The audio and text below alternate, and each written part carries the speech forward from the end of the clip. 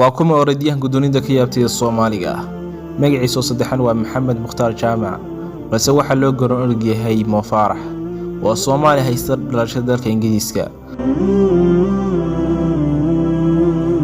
waxa uu dhashay 23 bishii saddexaad sanadii 1983 isagoo ku dhashay magaalada Muqdisho balse waxa jira warar aan la hubin oo sheegay inuu ku dhashay magaalada Gabiley